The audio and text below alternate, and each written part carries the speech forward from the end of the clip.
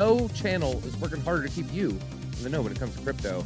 It calls the People's Channel for a reason. This is Around the Blockchain. We come to you Monday through Friday at 5:01 p.m. Eastern Standard Time. Talk about your favorite topics. And today, we're doing it with the best panel we've ever had in the history of the show. We've never had this panel before. This will be an episode for the record books. We're going to start on the top right. It's Infinite Crypto, but I like to call him Brad the Chad. You know he's quite rad. He was into crypto before it was a fad. Check out Infinite Crypto for sure. Then on the bottom right, it's Crypto Stache. He's in the trench coat so he can survive the bearish winter. It's going to get cold out there, folks.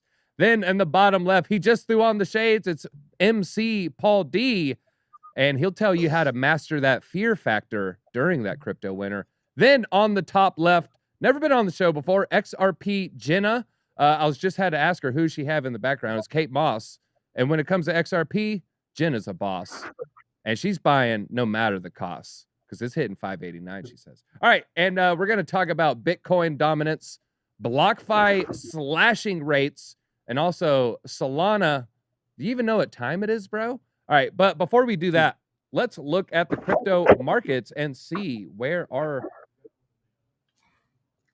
Got to open the thing on the bottom, he said. I do not know what that means, so we might just talk about the price charts. We have Bitcoin at 28,800. Oh, the technical director is running over here. Will he duck down behind the camera, or you get to see him? Oh, you saw BJ. You just saw BJ. A rare appearance of the wild BJ. Oh yeah, yeah. I had to hit that thing at the bottom. That thing, guys. Come on, you know what that thing is. We have. Is this your first time hosting the show here, DZ? First time hosting the show? Apparently. I didn't have that thing on my bingo card on things to hit. All right, we have Bitcoin at 28,844. Looks like ETH not looking great, folks. ETH is sitting at 1750. Crypto factor, I'm gonna bring it to you here. We have ETH down 10%. We have Bitcoin down about 1% on the weekly. Obviously, the test net, everything didn't go as smoothly as they wanted, and ETH just started capitulating. What do you feel about the people saying $1,000 ETH soon, $900 ETH? What are your thoughts on that? Well, first of all, I'm going to take these sunglasses off because I try to be smart like Crypto Stache, but they're polarized. Can't see anything, can't concentrate. So I tried. You're not a G like me, like Secret Agent Stache over here. It didn't work out, my man. So I couldn't even concentrate on the question.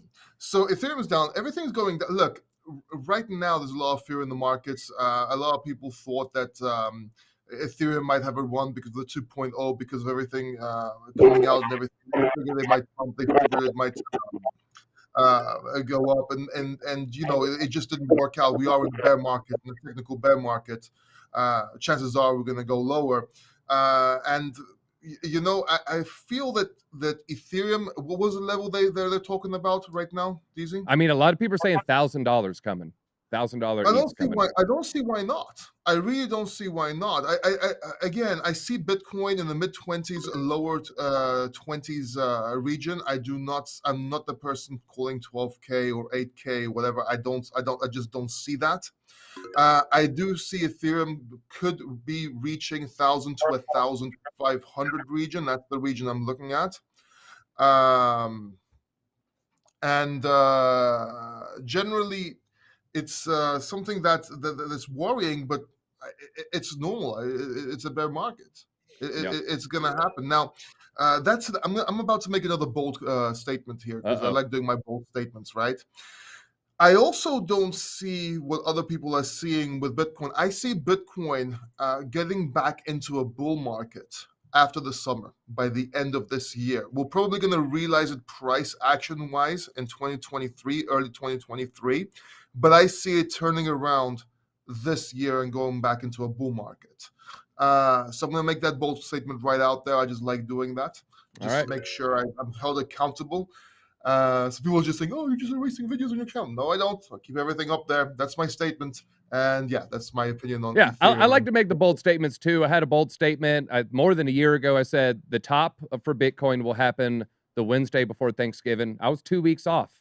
My next bold statement, Bitcoin won't go below 28,000. So you know what? So you win some, you lose some, but that's why we like to make those bold statements. Beasley, if you remember on this very show, I said in the summertime last year that by at the end of 2022, beginning 2023, we're either going to go into a bear market or such a big drop we're going to look like we're in the bear market.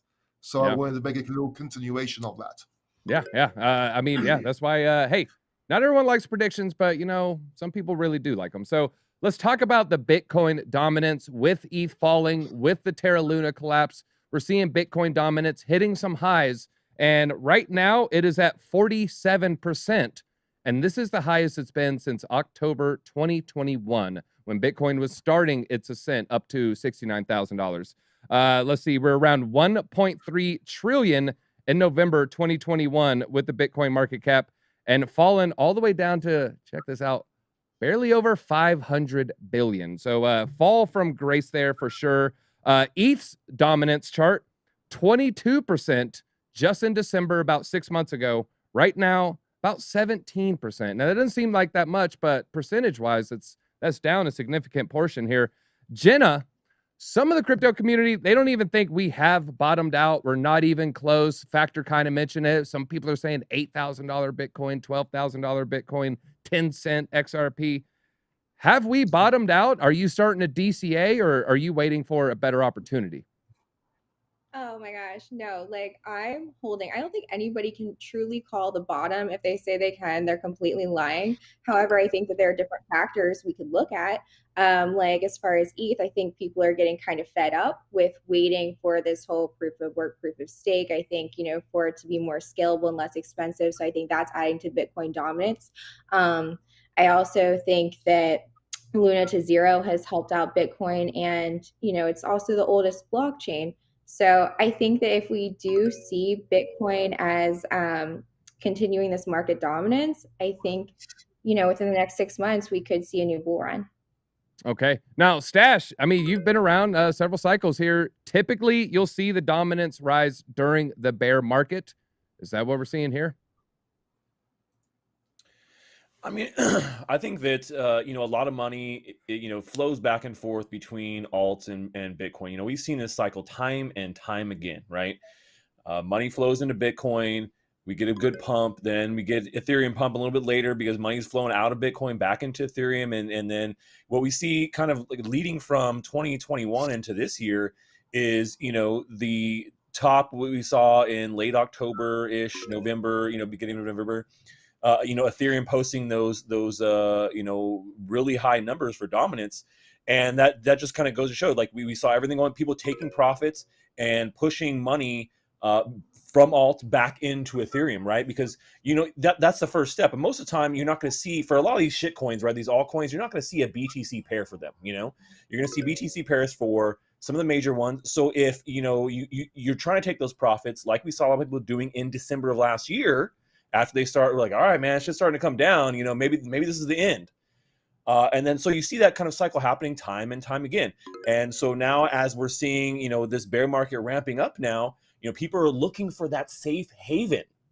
You know, we like that speculation aspect of altcoins in you know, bull market. But when that bear comes around, man, we just want to go and find a sweet little cave to hibernate in, and like, I feel safe. I feel safe here. Like I do here in my Secret Agent headquarters. I don't know if you guys noticed, but like Secret Agent Stache is on the show today. Not your normal crypto stash, but this is what I do on Thursdays, infiltrating all of your favorite NFT games, and I'm infiltrating. You know, it's Friday. Yep, it's Friday, but we do. So I had to bring a little bit for you guys that you never see. So we do appreciate it, and you are dressed like you're waiting to hide in a shadow somewhere. So that's what I'm saying, man. I'm ready. You never for the bear know where market, you'll see man. him. I'm ready. You never know where you see him pop out. You look really not cool, on chain. dude. All right. Well, Brad here. You know, with this dominance, that's when alts really start to bleed against Bitcoin. Like Stache was saying, they lose their Satoshis. What are some of the blue chip alts that you're saying, like, this could be how Matic was, you know, 2-3 years ago, how maybe even Solana was a few years ago, a 2-cent Cardano? What are some of the attractive alts for this next cycle?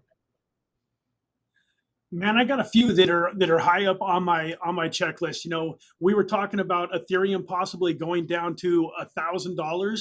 I don't know if you guys realize it, but in the last cycle, Ethereum actually retraced about 93% from its all-time high, which would take it to about $300.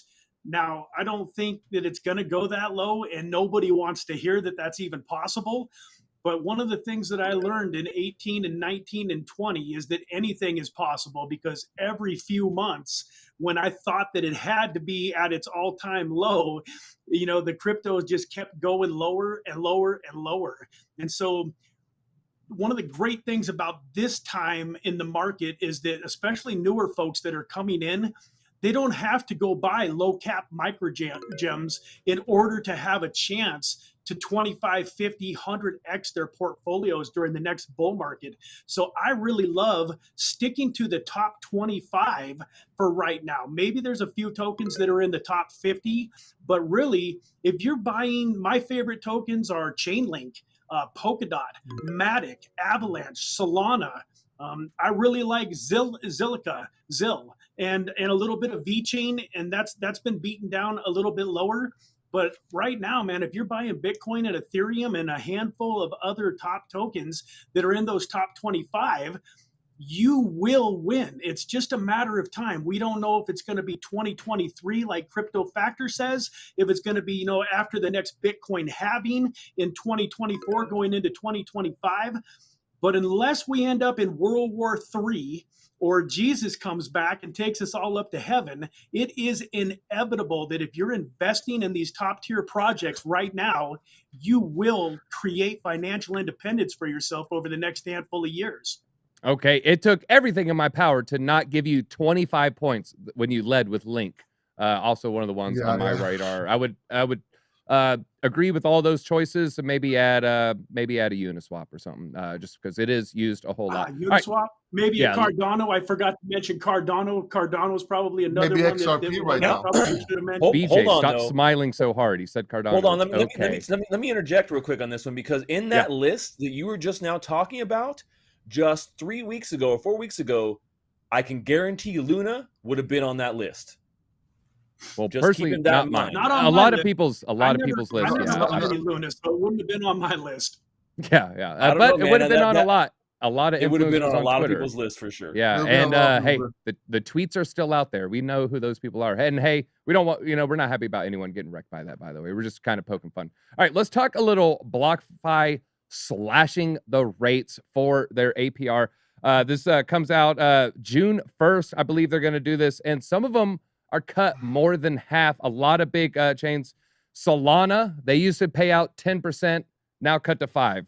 Avalanche, Polygon, 10%, 11%, both now cut to 5%. I had some more Litecoin, if you're still in that, 3.75, now cut to 2%. Link, mentioned Link, 3%, now cut to 1%, so that got cut 67%. Uniswap, 3.25%, now cut to 1%. DAI, 5% to 4%. So we're seeing a lot of rates being slashed here. They had a huge increase in assets in 2020, but now they're starting to scale back, whether it's for regulatory reasons, whether it's for the Ponzi economics of the whole system. Maybe they had to slow it down. That remains to be seen.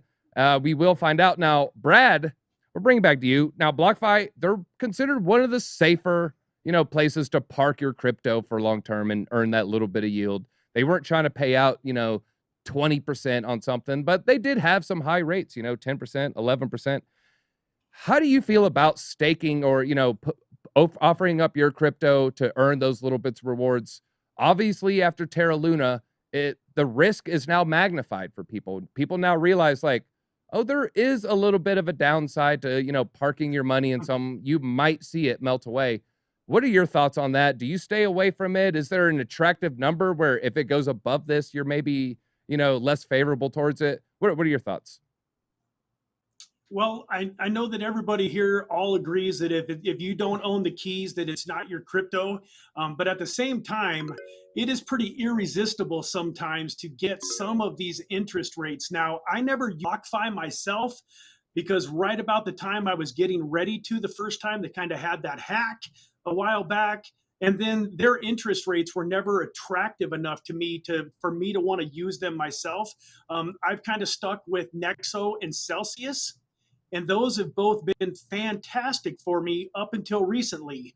Now, because I'm a U.S. citizen and our government loves us so much and they try to protect us from ourselves so often, I am now unable to add any coins to my positions in those platforms, but I am grandfathered in on the tokens that I have. So I'm getting, 12 to 14% on my Polkadot, 12 to 14% on my Matic, and a handful of other tokens. And at that kind of rates, and with a company like Nexo that is multi-$100 million token, company at this point, I feel fairly safe holding in some of those spots. But I don't by any means hold all of my crypto or even as a huge portion of it in there. You got to keep yourself safe by having crypto that's in private wallets that nobody can access but you.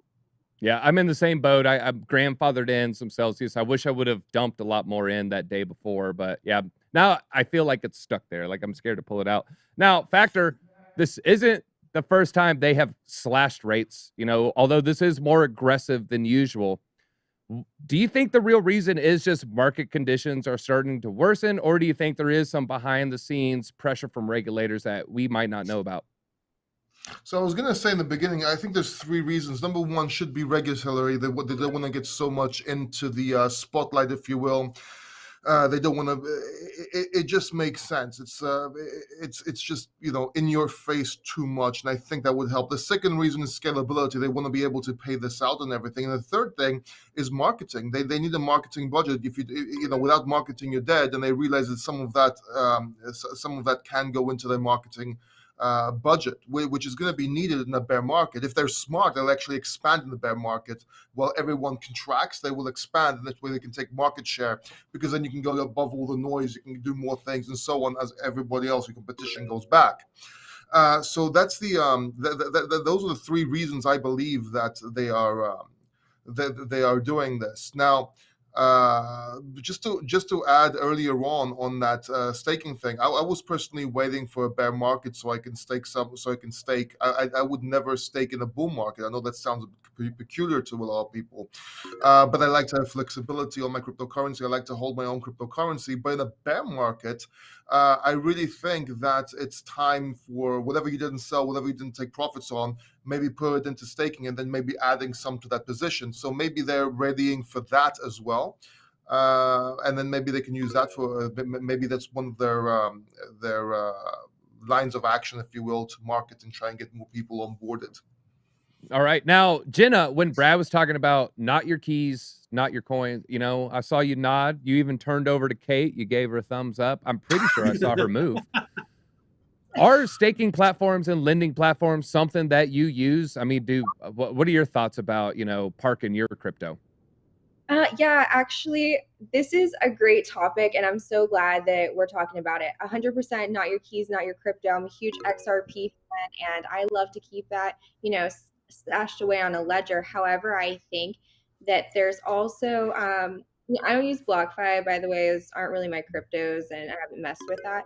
But I like to stake on my XM wallet because I like to stake different XRPL projects. But I think a really big lesson to be learned from BlockFi and this $100 million settlement is the whole unregistered securities thing, right? Because being an XRP fan, an XRPL fan, I believe that a lot of these projects that are staking, they're yielding interest, they need to get a legal opinion because a lot of them can't afford to pay out $100 million in lawsuits. So you just have to be very, very careful what you're putting your money into, and check out the team, check out the project, ask all of your questions and everything.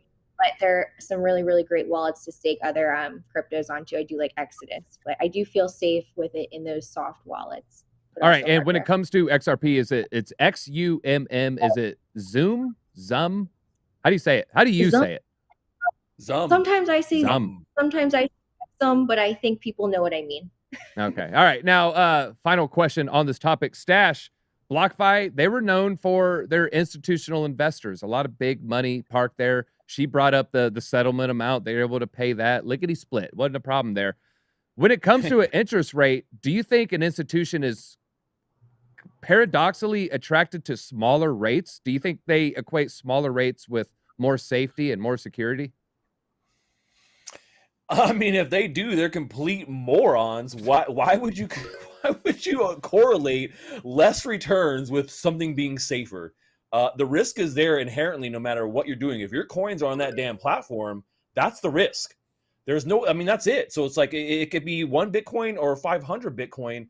You know, the safety is not in how much percentage they're giving back. I guess you could say, well, man, if it's crazy, then it must be a scam, because these institutions are so used to the minimal bullshit ass gains that, you know, the government allows us to have, that they've been kind of trained like trained monkeys for that. So I mean, maybe, but I think it's more of a knee-jerk reaction versus a like full-fledged strategy of like, hey, you know, this is too much, we can't do this, it's too risky.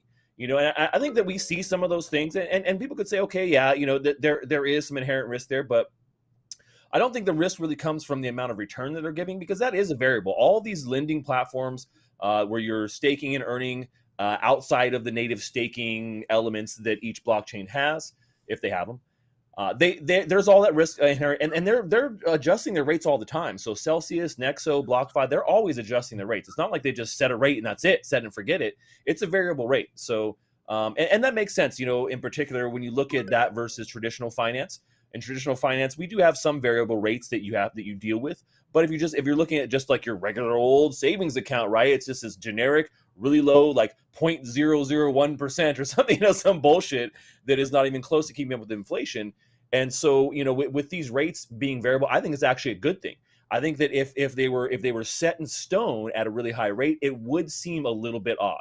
But the fact that they fluctuate with the market makes a lot of sense to me. And you guys know I'm all about stashing my crypto, man. That's what I've been about.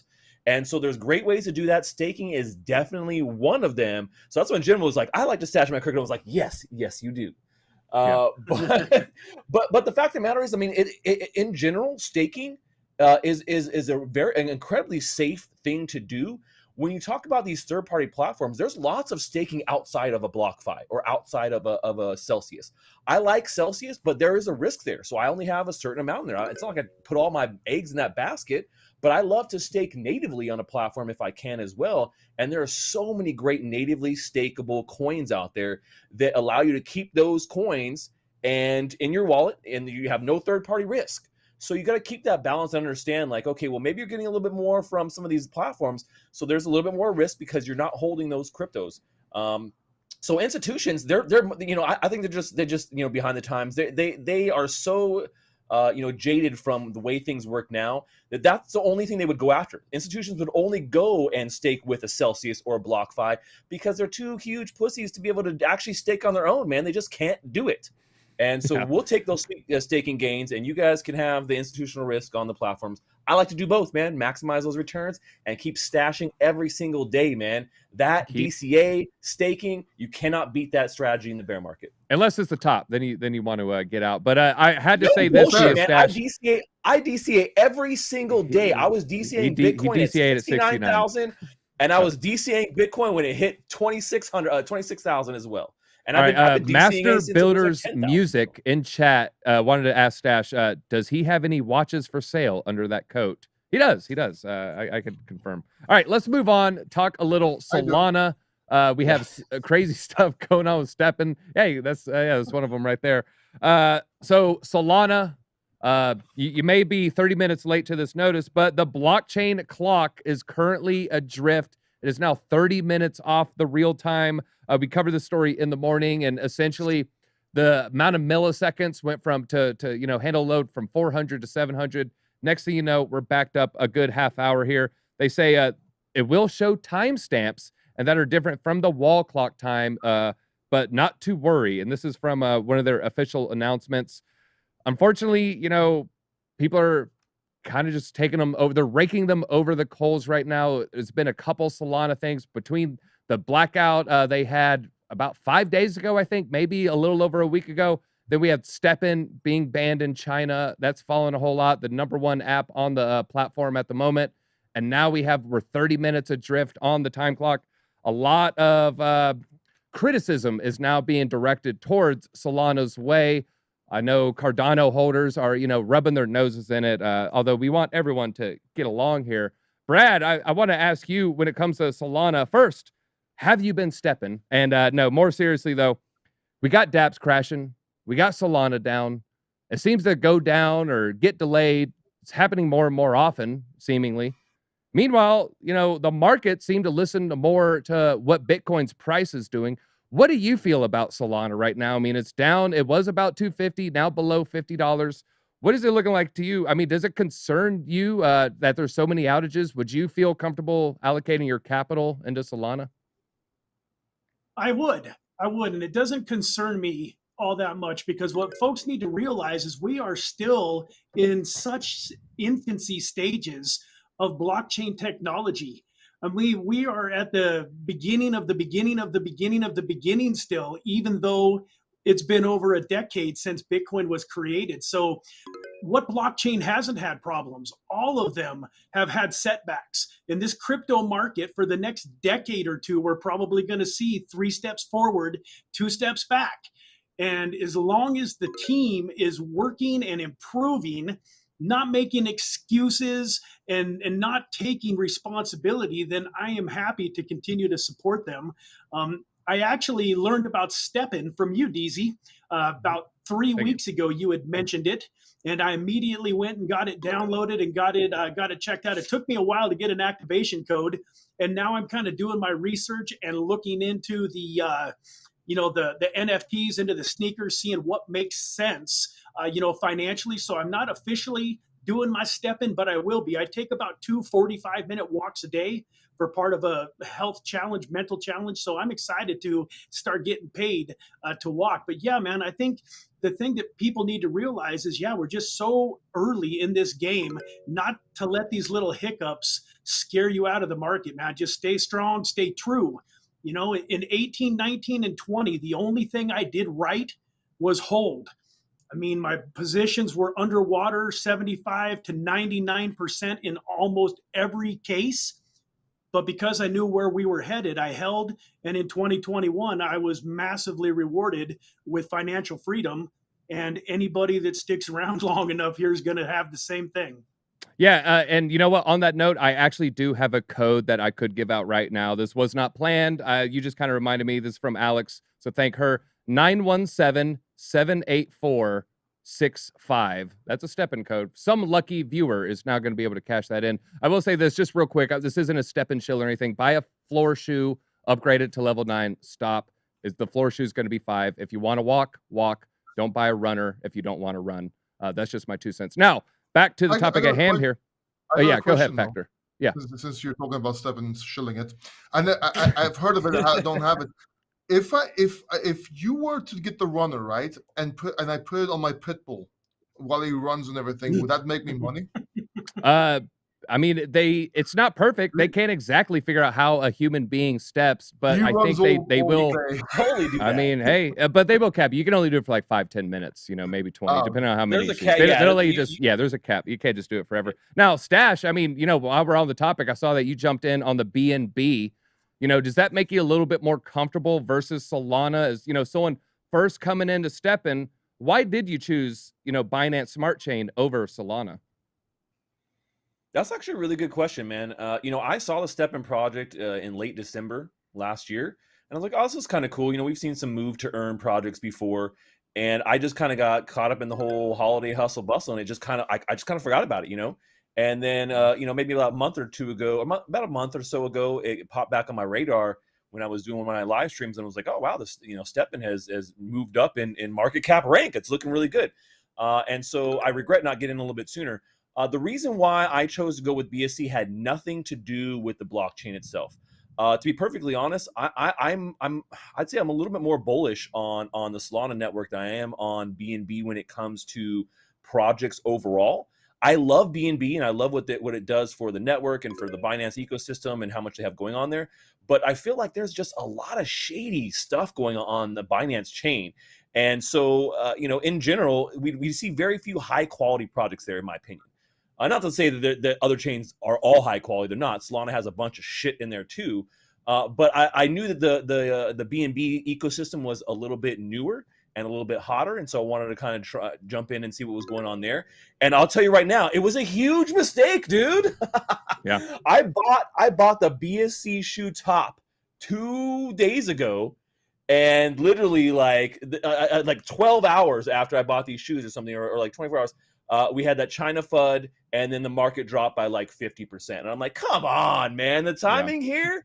But you know, I'm still confident that I'll get the money back. I'm still confident also in Solana. This has nothing. So my choice there had nothing to do with Solana. And honestly, I'm more confident in Solana being able to scale and solve their problems that is holding them back right now than I'm confident in Ethereum being able to scale and solve the problems that are holding them back right now. We've seen multiple problems with ETH and Solana where there are problems too. You know, we're seeing things progress slow, but not as slow as Ethereum. So I think we'll get there. I mean, a little bit of a clock, a clock misconfiguration, it's something that needs to be addressed for sure. But, I do see the innovation moving quicker on Solana. Yeah. And for what it's worth, I cash out 25% of mine into Solana. I do believe in Solana. I might be criticizing it here, but I do think it will survive. And I did the math. I think he had a 30-day ROI without even selling it. So maybe after that, I mean, you'll still do all right. You would maybe even had a 20-day ROI if you would have bought in after the crash. Now, Factor. Yeah. Looking about 35, 40 days now at least. Yeah. Now, Factor, when Brad was saying he, is not scared of Solana, would still consider it an investment. I saw you nodding your head there. I mean, with all the problems it's having, I mean, do you think it will survive the bear market and, be able to surpass that all-time high of 250? I remember if you would ask me 6 months ago, I said next bull run, there will be $1,000 Solana. Now, maybe I would cut that in half, maybe cut it down to 750. Do you still think, Solana can withstand the test of time? Yes. Okay. All right. Moving on to Jenna. No, go ahead. Let me elaborate a little bit. Okay. So when you see a project having so many problems, fixing the problems, as Brad mentioned earlier on, and still moving ahead. But the other thing is, when you see a project having all these many problems, but the price action keeps on going up relative to the market, relative to the time, because we, earlier on, this means that that project is the investors in that project, the people, the community, everybody in that project believes in that project. And I know a lot of people say that, oh, it's so centralized and this and that. Well, that's one of the aspects of Solana that makes it so good. I'm not going to say it's a hedge in crypto, because if you're in the crypto, you're not hedging anything. By the way, all this diversification in cryptocurrency is stupid, in my opinion, because it's still cryptocurrency. You don't diversify that way. But when you have Solana, and it just keeps on going, they're just fixing all this out early, and they're in it. I think it's going to do great. Yes, I think it's going to bounce back, and I have the same projection as you, by the way. Yes, I do see a $1,000 or close to $1,000 Solana in the future. Okay, now Jenna, I know you have XRP in the name. Clearly, you like other L1s here. Where would you rank Solana in comparison to the other L1s? Can it, still be successful with DeFi, with gaming, with all the things as a payment system? It's all the things that the new L1s want to accomplish. How do you think Solana stands compared to some of the others? Actually, no. I mean, like Brad said too, it's very, very early. I think once they work out some of these vulnerabilities with the validators, they're going to do great. I mean, I'm buying right now. I think that $41 is a great price. And if we're looking, there's still number 9 here on CoinMarketCap with a $14 billion market cap. So that's pretty good. But yeah, I think that they have a really bright future. I'm still in it. Yeah, I think my first Solana was around 20. Rode it up to 250. Didn't sell much above 200. I'll go ahead and say that, maybe a little bit. But yeah, this is how I roll. I write it down, baby. Say what? $2, baby. Good. $2, baby. That's how many did you sell above 200? About 25%. I made a video about it. Hit that like button if you're impressed with that. That's a good job. Hit that like button if that was sound good to you. But that is all we have. And it looks like Stache stepped into the #1 spot here. Crypto Stache, feel free. Luckily, we see the white tee underneath the trench coat, so we know you're appropriate here when you go out on your walks. Feel free. Lead us into the weekend with some parting, with some words of wisdom here. I think I broke him. You know what? He's been stepping so much. He's exhausted, folks. He's out there. That's what move to earn will do to you. You'll get healthy. You'll end up making some money. But then sometimes you got to take a little rest. Stache, did you want to give us a little something? That bear market would be killing me. I know you guys are having trouble with it too, but hey, hold on here. Be safe. You use common sense decisions here, and just keep stashing that crypto, finding good ways to earn passive income without risk during this bear market, and get ready for that bull run. Accumulate when you see really great dips, and have a happy, safe Memorial Day. Hey, have a good Memorial Day. No ATB on Monday. Go celebrate, have some fun, cook out some food. Until next time, BitSquad, easy out.